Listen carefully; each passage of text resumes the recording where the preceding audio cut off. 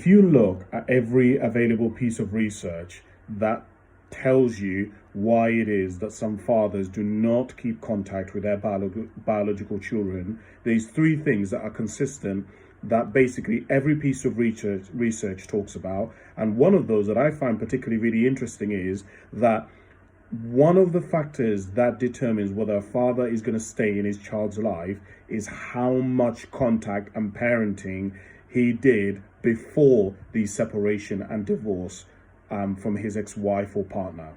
And so if you're saying to me, Kasim, why does that matter? That matters because women have been brought up from a very young age to believe that they're going to be mothers. It's part of their identity. It's part of their role.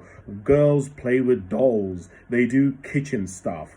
And of course, there is a major thing, which is that as a mother and a woman, you literally carry this baby for 9 months in your belly. So you go to these classes, your body starts to change. Literally, you see your belly growing. You may feel the kicks. You may see the stretch marks. In other words, you've not only got psychological changes, but you also have physiological changes. I've spoken to a lot of mothers who said that when you become a mother, it's really weird because when you become a mother, many women become depressed after they become a mother, because when you are pregnant, you are put up on a pedestal. Everyone loves you. Everyone gives you seats on a bus. Everyone treats you like you're untouchable. You are put up on a pedestal, and then when you have your baby, basically everyone just disregards you, which is part. And it's so funny, if you speak to a lot of mothers,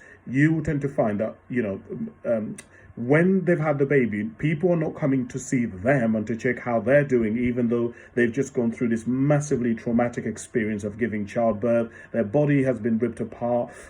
People come to see the baby, right? And so if you look, one of the things that's really important is men don't have any of that. So a man has to, for example, have skin to skin contact with a baby. The man has to play with a baby. And no one tells fathers that the first 2 to 3 years of being a father is basically going to be all about your wife and that child.